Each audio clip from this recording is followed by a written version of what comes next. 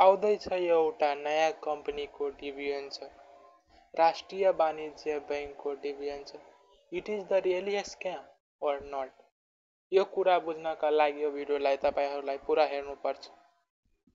Opening time भन्नेछु, closing time पनि भन्नेछु, भर्ने कि नभर्ने त्यो पनि भन्नेछु।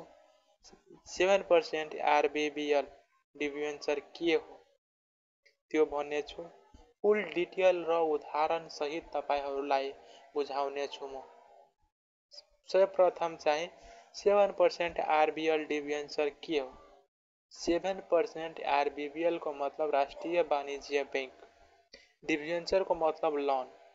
राष्ट्रिय वाणिज्य बैंकले हामीहरुसित 7% ब्याज दरमा लोन लिन चाहने हुनेछ। त्यसको रिटर्न चाहिँ 8 वर्षपछि दिउनेछ। यसको चाहिँ ब्याज दर 7%, जम्मा चाहिँ अवधि रहेको 7 वर्ष रहेको छ। अनि जारी गरेको एकाइ संख्या चाहिँ 25 लाख एकाइ संख्या छ। अनि प्रति एकाइको यसमा 1000 छ। प्रति चाहिँ शेयरको 1000 रुपैयाँ यसमा लाग्छ। आइपिओ मा चाहिँ 100 रुपैयाँ लाग्थ्यो भने यसमा चाहिँ 1000 रुपैयाँ लाग्छ।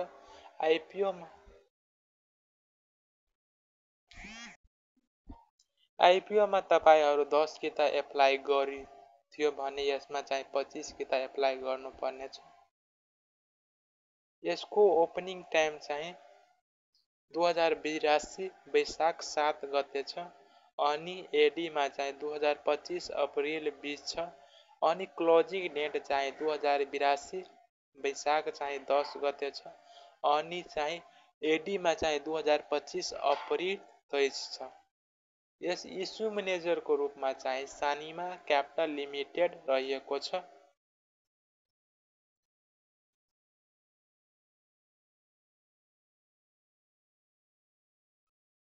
यसमा कुल रकम चाहिँ 2.5 अरब लागेको छ।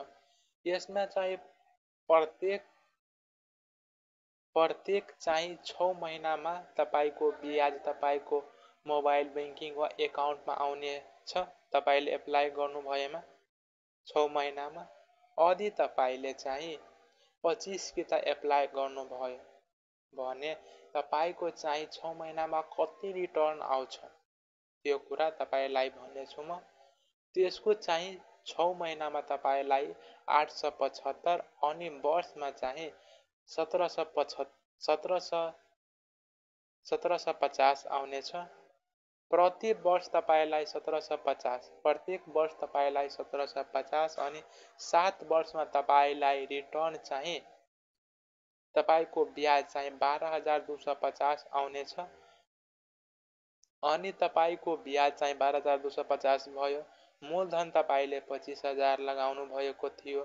कुल तपाईको फिर्ता चाहिँ 37250 आउनेछ।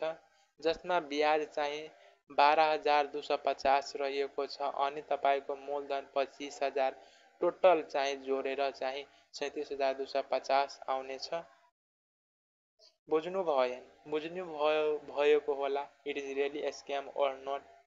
12000 मात्र ब्याज आउँछ। भर्ने कि नभर्ने तपाई सोच्नु होला। र बुझ्नु भएमा लाइक अनि सब्स्क्राइब गर्न नबिर्सिदिनु होला। तपाईको साथी म